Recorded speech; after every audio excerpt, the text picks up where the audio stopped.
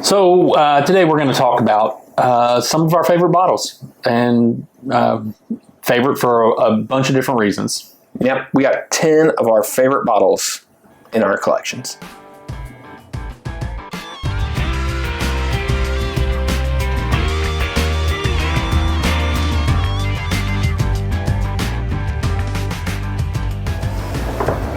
Welcome back to another edition of Bourbon Kingdom. I'm David. And I'm Zach. And today we are going to talk through, we each chose 5. We probably could have chosen more, but kind of stopped it at 5. But just our 5 kind of favorite bottles that are in our collection right now, just to kind of give you all a peek behind the curtain and kind of what we hold dear as bottles. So, before we get completely started, hit the like, subscribe, turn on the notifications. That way you can know when our videos pop up, and also just kind of let us know what are your bottles that, like, your favorite ones that are kind of non-negotiable for you. They're going to stay on your shelf for whatever reason. You may open them at some point, but you're not going to drink them very much, or you're just going to kind of hold on to them and save them for a special occasion. So, this episode is brought to you by Aura. I don't know about you, but for me, one of the things I've been struggling navigating is just like how to be prepared for online, like securing all of my stuff online. And that is, it's just the most difficult thing to do, because like, you hear about all these data breaches and you hear about all this stuff that's going on. I mean, I feel like they happen almost daily at this point. Yeah. Weekly, at least. Yeah, well, and apparently, like, these places don't have to, like, report it. It takes them 270-something days in order to report it and stuff like that. And you just think about your data being out there with just hanging out in the wind for anybody to grab a hold of it for that long without them even reporting it to you. That's tough. So what Aura does is Aura protects you in a lot of ways. It gives you these opportunities to constantly be monitored across the board for anything.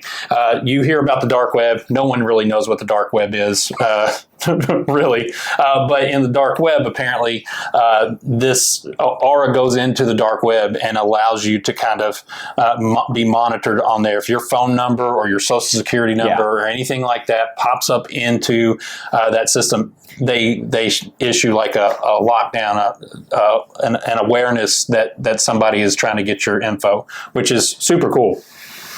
They also have honestly, the 2 things I looked at and I seen that I just absolutely love is they actually do an insurance policy with you. Yeah. Where I think they cover you up to $5 million for like worst case scenarios for whatever that would be. And then also they monitor your credit score afterwards, which I think is very cool. And I don't know if really anybody. There's a lot of people a lot of these security things that offer like to monitor your credit and all that kind of stuff. But that's like after the fact. That's like putting a Band-Aid on an open wound. Like it just doesn't make sense to do anything. But with Aura, you get this opportunity to have like a complete security about yourself, which it's a security blanket. Yeah. So do us a favor, go to aura.com/Bourbon Kingdom and check them out. Sign up for a 2-week trial, and you'll kind of see and feel the security you get from knowing if your information is breached at all, and being able to have that security every single night, and the freedom that comes with that, of making online purchases, of dealing with banks online, of all that other stuff, and just see how important it is. You're rolling the dice if you don't have yourself covered one way or the other. So why not be covered with Aura? Remember, it's not just about protecting you, it's also about protecting your loved ones and your family. Well, and I think you and I actually kind of did it differently. I think you went like individual bottles, and I went for the most part like in general, like of like that line or whatever. So it's actually it's a little different what we did. Didn't even think about it, honestly, until we started the video, but kind of nice same time. It's different perspectives. But you also have way more bottles than I have. So, and I can see why you would say take a whole line of one of them that you got there, and you go, it's just the whole line in general because I love them all. So yeah, true. If you know this channel at all, you know what one of them is going to be, so you don't even have to guess. If you watch this channel, I feel like all right, hit pause and get your favorite pour out. And if you're correct when this bottle comes out, take a swig of it. Anyways, all right. So you want me to start? Yeah, go ahead and start. I am going to start with the most OG of all of my OG bottles in this collection. This is actually the very first bottle of bourbon I've actually ever owned in my life. This was a gift given to me from my mother, probably back whenever I started middle school or high school. I can't even remember how far back. Yeah. But this is a 1996 Maker's Mark Kentucky Basketball Championship bottle. It's, again, my mom gave it to me just because it was like Kentucky basketball stuff, whatever. She didn't never knowing that she was contributing to his love of bourbon. A greater issue and love of my life, which is bourbon, which, my mom absolutely loves. Honduras. I have a bourbon channel. Yeah. But the simple fact that I still own the very first bottle of bourbon that's super cool that I ever had. Yeah, like it's probably rare. There's probably not a lot of people out there that can say that. Yeah. And not only am I proud of that, but I'm also proud that it came from my mom, and the fact that just by circumstance, this is a great bottle. Yeah. Like, it really is really good. It's like, I don't want to say it's peak Dusty Makers, but it's like such a people didn't really realize how good it was until kind of like, I don't know, probably about 10 years ago. Yeah. Yeah. So, great one. Great bottle. All right. My first one will be the Penelope. This is the 15-year American light whiskey. Such a fun little bottle. It is a fun little bottle. I love this thing. It is just so good, and I'm glad I got my hands on it. I wish I kind of got a backup of it, but I don't. This is actually Zach's bottle. Full disclosure, most of these bottles that I'm pulling out are Zach's bottles, but I own them at my house. I just was like, since you own them, I'm not bringing mine. I'm not transporting mine to bring it. And so I haven't officially even opened mine. I've only drank out of Zach's. So it's fitting that this is actually here too. But I just love this bottle. I think it was, for whatever reason, we made it not in our top 10. And we talked about when we did the 17-year review, we talked about like, why in the world did we leave this out of the top 10? We did for whatever reason, but this is a really good bottle. I actually like it a whole lot. So it's a great bottle. Yeah. Next one, I'm just going to pull one out, but I'll have a bunch probably in the B-roll. So whenever I look at my favorite bottles I own, I look at the bottles that are kind of based around like my kids. Like, I have certain bottles that I've gotten, like birthday bourbons. You got me a Blanton's with my son's date on it, which I absolutely love and adore. I have a couple bottles set back for whenever my kids get married, and I always say, like, I'll crack these bottles open at their wedding, like just stuff like that. And I think about that stuff all the time because, like, I don't know, my kids might hate bourbon, like I don't know what they'll like or dislike, but I just think that it's something that I love.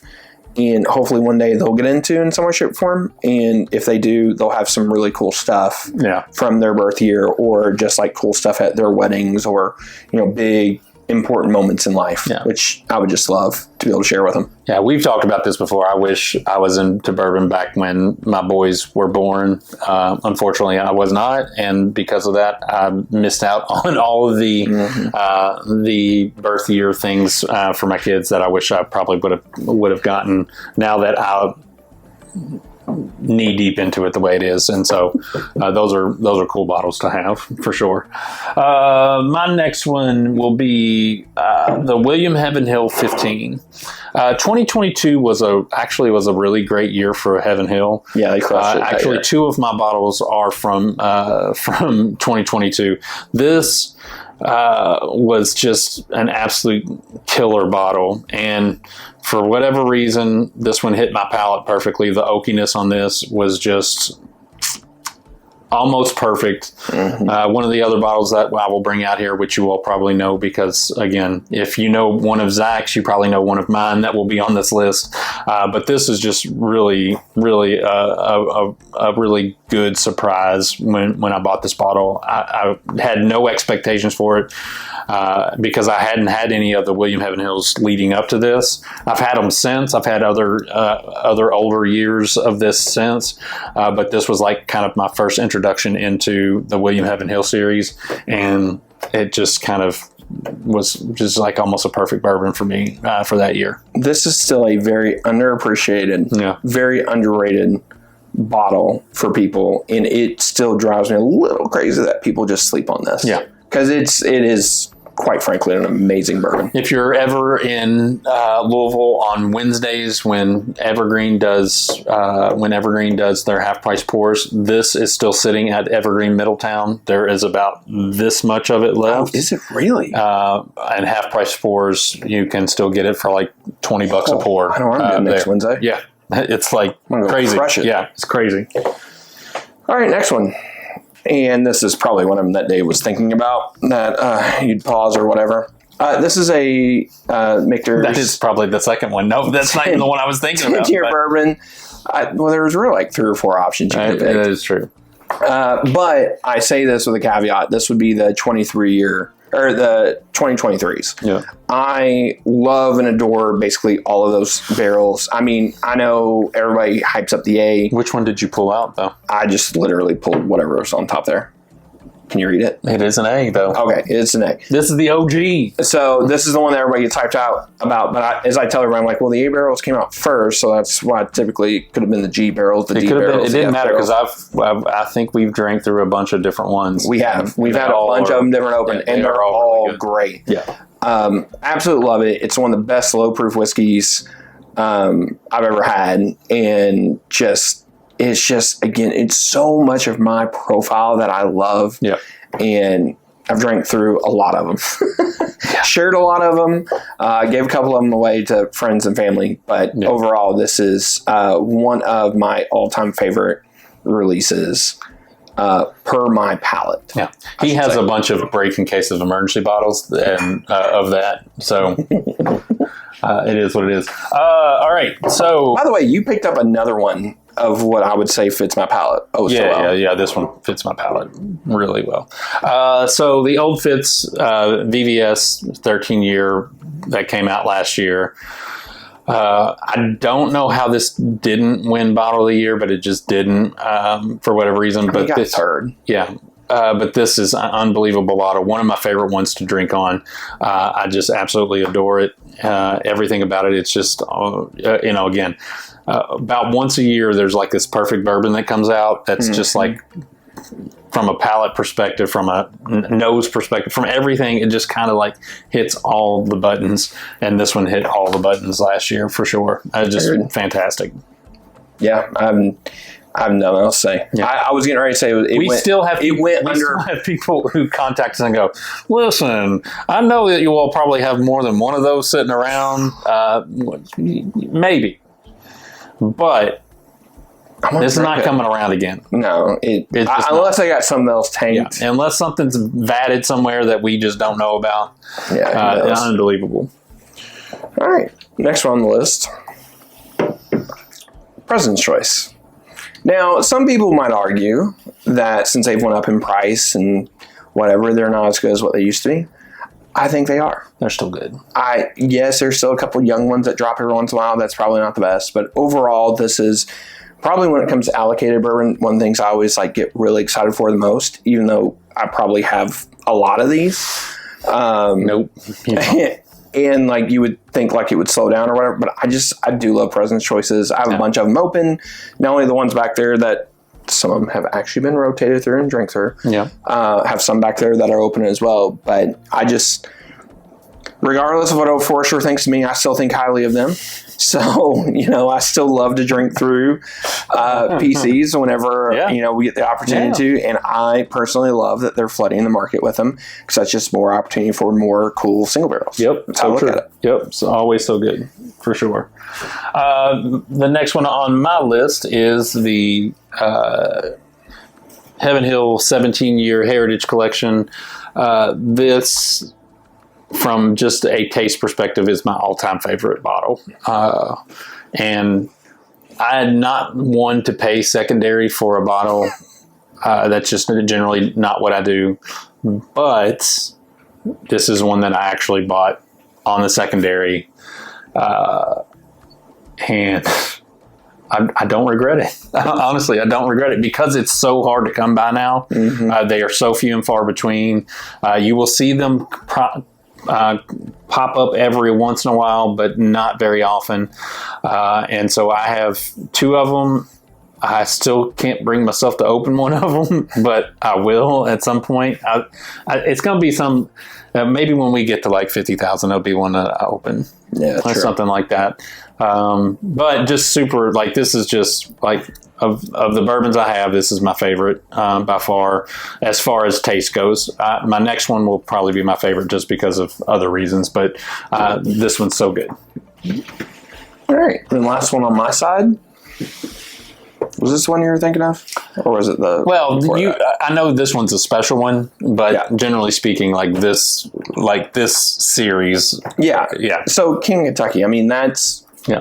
When, you know, when it comes to best, like, allocated end of the year bourbon, I feel like consistently, for me and my palate, it tends to be King Kentucky. I mean, you know, I think the worst King's ever done on our... end of the year is like what, 5 or 6 or something. Like, you know, they don't do bad. I mean, if we got our hands on BTAC, it might drop a little bit here and there, but we can never get our hands on BTAC. So some people have asked me, it's like, well, why don't you get BTAC or whatever? I'm like, well, typically there's an option at the end of the year for King or some form of BTAC. I'm like, I'd just rather have King. Yeah. Like, that's just me. That's just my profile of what I want, what I prefer. And I don't shop enough I don't do enough business with the 2 stores. I do a lot of business, but not anywhere near to be on the end of the year list. That's going to give you a super, super allocated bourbon. So I never, like, since he always chose King, if I could get on the list, I would get on the list and I would get a BTAC, and that way we'd be able to review it, but we just don't get it. Well, and even like this one though, like this one I had to camp for, and this one, this was a 30-hour camp for this one, but these don't come around. Those kind of camp outs and that kind of big release, they just don't come around. No, for sure. And then the last one on my list is a Michter's. This is basically your hand bottled whatever. It's not anything crazy. It's a barrel strength. But it was a day I got to spend with my dad, and the days that I get to spend with my dad doing things that we love, whether it's golf or going to a distillery and doing a super cool thing. We did a tour, and then I've told this story before back in one of the videos, but Joe, the guy who owns Michter's, he doesn't know me or my dad from anybody. I happen to know a person that drives for him, and he kind of gave us an a la carte day at Michter's, which was super, super cool, and this was part of that. And so I was doing something nice for my dad for Father's Day, and happened to be Joe did something nice for both of us on that day where he just kind of took care of us, which was super, super cool.